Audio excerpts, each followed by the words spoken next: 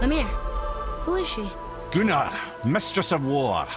After any conflict, big or small, she would be first on the scene, sussing out the worthy spirits for a free trip to Valhalla.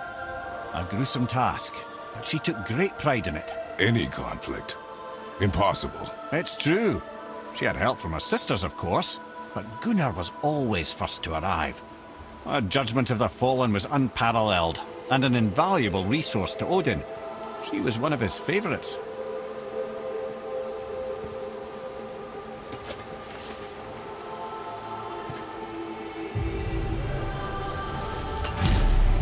Ah, Gondul.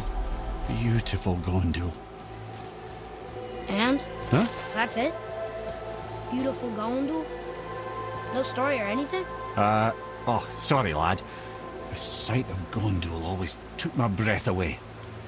Gondul had a silver tongue, a sharp wit, and struck a figure so stunning it literally drove men insane.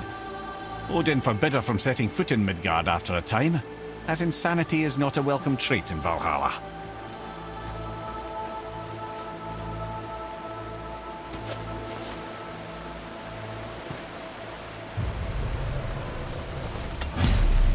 This is none other than Geirdriful, the Master of Arms in Valhalla, responsible for arming and training Odin's Einherjar. His what? His army come Ragnarok.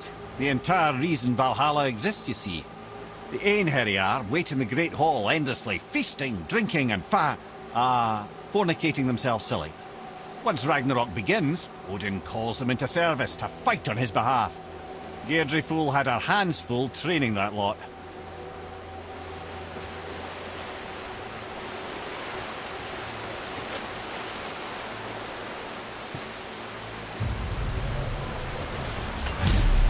This, my friends, is Kara. Now, Valkyries are volatile by nature, but Kara, the lass is Wild Storm personified. A wild storm. Aye, calm and collected. Then the air would shift and the fury of her storm would unleash. It was beautiful in a way, assuming you could find proper shelter. Her tears would cleanse the blood-soaked battlefields.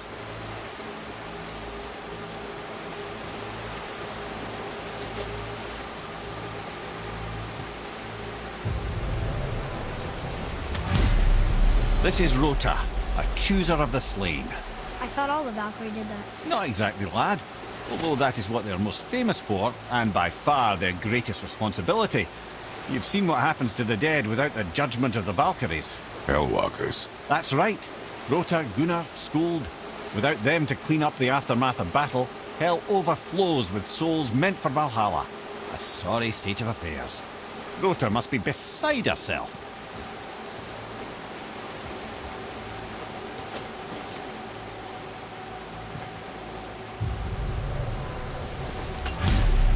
Ah, here we have Air, the healer.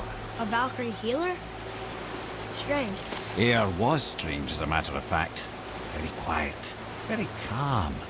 Where her sisters were violent rapids, Air was a gentle stream.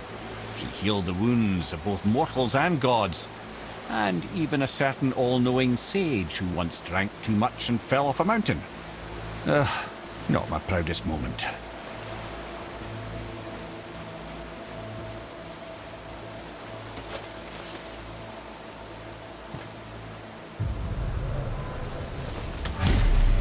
Well, Hilda, Mistress of Battle. She and Odin got on quite well, actually. Her and the other Valkyries, not so much. She would spend most of her time here in Midgard observing discord between the living, and sewing some up herself from time to time. She lived for conflict. Some say she was conflict personified. I wonder what will become of her now that she's free.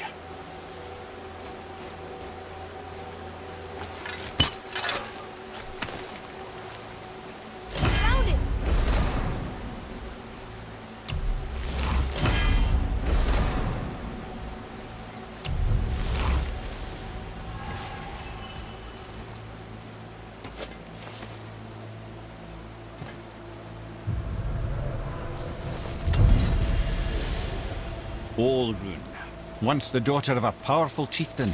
She fell defending him during a Reaver attack. Olrun was escorted to Valhalla, where she chose to devote her afterlife to the pursuit of knowledge above all else. Quite unusual behaviour amongst the constant drinking and feasting of her fellow Valhallian denizens. How'd she end up a Valkyrie? Odin. He saw a kindred spirit in Orun's single-minded pursuit of knowledge. He appointed her as the Valkyrie's resident historian.